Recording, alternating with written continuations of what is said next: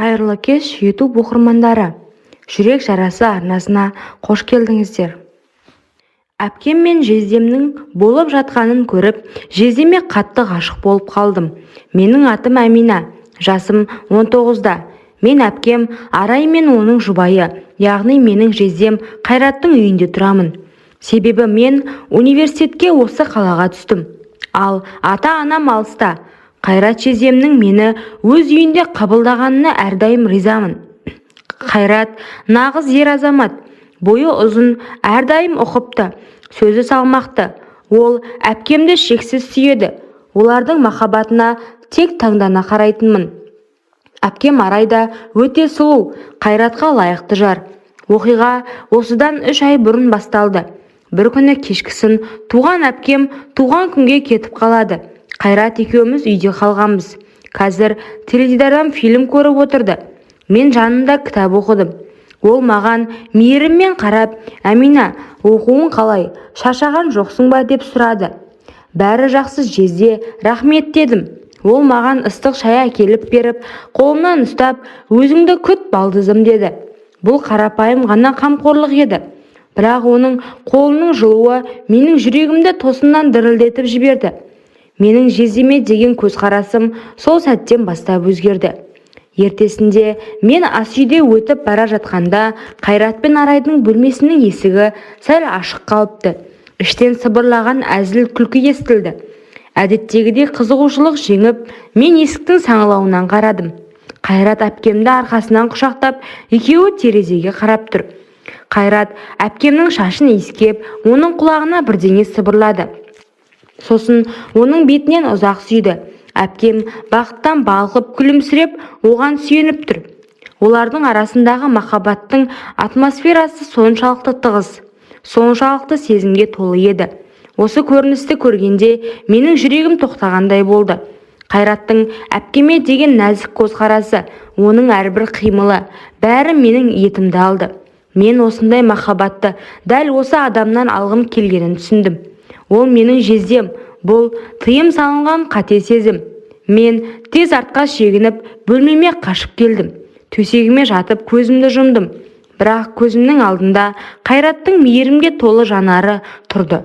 Оның әпкеме деген сезімнің көрінісі менің жүрегімде оған деген ғашықтық отын тұтатты. Бұл күннен бастап менің өмірім қиын сынаққа айналды. Қайратты көрген сайын жүрегім қатты соғатын. Оған тіке қараудан қаштым. Мен оның кез келген әрекетін өзіме арналған белгі ретінде қабылдай бастадым. Ол менің оқуымды сұраса, менің өміріме қызығады. Ол маған жай ғана жездесі ретінде емес, ерекше қарайды. Менің миым бұл абсурд. Қайраттың әпкеме адал екенін айтып тұрса да, жүрегім үміттерімді тоқтатпады. Ең қиыны Арай әпкемнің алдында жүру болды. Ол менің бақытты, қамқор әпкем. Ол Қайратты сүйеді. Мен олардың арасына түсуге, олардың бақытын бұзуға қалай дәтім бар. Бұл жан ауыртатын құпия мені іштей жегідей жеді. Бір күні кешке Қайрат маған университетке байланысты бір құжатты толтыруға көмектесуге кететін болды. Көмектесіп отырды. Біз екеуміз ғана қонақ бөлмеде едік. Ол маған жақын отырып, маған қалай толтыру керектігін түсіндіріп жатты.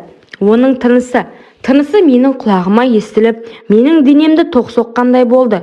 Мен кенеттен басымды көтердім да, оның көзіне тура қарадым. Бұл да маған қарап тұр еді. Біздің арамызда бірнеше секундтық үнсіздік орнады. Бірақ ол уақыт маған мәңгіліктей сезілді. Мен оның көздерінен тек мейірімділік пен ағалық қамқорлықты көрдім. Ешқандай жасырын сезім, ешқандай басқа нәрсе жоқ. Әмина, сен шаршадың ба? Біраз демал, деді ол. Маған алаңдаушылықпен қарап, оның бұл сөзі мені оятып жібергендей болды. Менің іңкәрлігім, менің қиялымнан туындаған негізсіз сезім еді. Ол менің жездем ғана. Оның әпкеме деген махаббаты таза әрі шынайы. Мен оның сол махаббатының көрінісіне ғашық болатынмын. Мен қатты ұялып, дереу орнымнан тұрдым. «Иә жезде, сәл шаршадым. Рахмет сізге» деп киіз бөлмеме кеттім. Сол күннен бастап мен өзімді өзім қатаң сынға салдым. Біріншіден, мен Қайрат жездем әпкеме деген адалдығына құрметпен қарауды үйрендім. Оның махаббаты бұл бұзуға болмайтын киелі нәрсе. Менің міндетім олардың бақытына қуану, оған кедергі жасамау. Екіншіден, мен өзімнің сезімімнің себебін түсінуге тырыстым. Мен Қайратты емес, оның бойындағы идеалды ер адамның қасиеттерін іздеген екем. Менің махаббатым бұл менің болашақ жарымның қандай болу керектігін көрсететін үлгі болды. Мен Қайраттан алшақтап, сабағыма, университеттік өміріме толықтай кірістім. Жаңа достар таптым, жаңа қызығушылықтар пайда болды. Менің мақсатым осы үйден өз махаббатымды тауып бақытты болып шығу. Әпкем мен жездем менің өзгерісімді байқады. Мен олармен бұрынғылай ашық, бірақ енді тек балдыз бен жезде қарым-қатынасында ғана сөйлесетін болдым. Менің жүрегімдегі дауыл тынышталды. Алдыда 1 жыл өтті. Мен университеттің 2-ші курсында оқып жүргенде бір топтағы Ерлан есімді жігітпен жақын араласа бастадым. Ерлан өте жездем сияқты қамқор, мейірімді, бірақ оның өз мінезі, өзінің ерекшеліктері бар еді. Ол маған шынайы, таза сүйіспеншілігін көрсетті.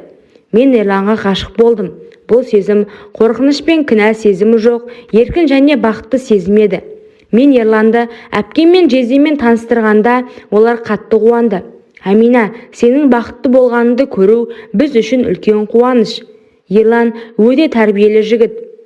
Ол менің жас кезіме ұқсайды екен, деді Қайрат жездем күлімсіреп. Мен жездемнің сөзіне күліп, оған алғысымды айттым. Енді менің жүрегімде оған деген тек шексіз құрмет пен туыстық махаббат қана қалды. Сол күні кешке мен Ерланмен телефон арқылы сөйлесіп болған соң әпкем мен жездемнің бөлмесінің алдынан өттім. Есік жабық, бірақ іштен олардың бақытты сыбыры естілді. Мен тоқтап, есікке қарап, іштей оларға бақыт тіледім. Менің жүрегім тыныш әрі қуаныш пен олардың бақытын қызғанбаймын. Керісінше қуанамын, себебі мен енді өзімнің жеке бақытымды таптым. Менің жездеме деген сыйым салынған қашықтығым менің болашақ махаббатымның үлгісін көрсеткен өтпелі кезең ғана болды.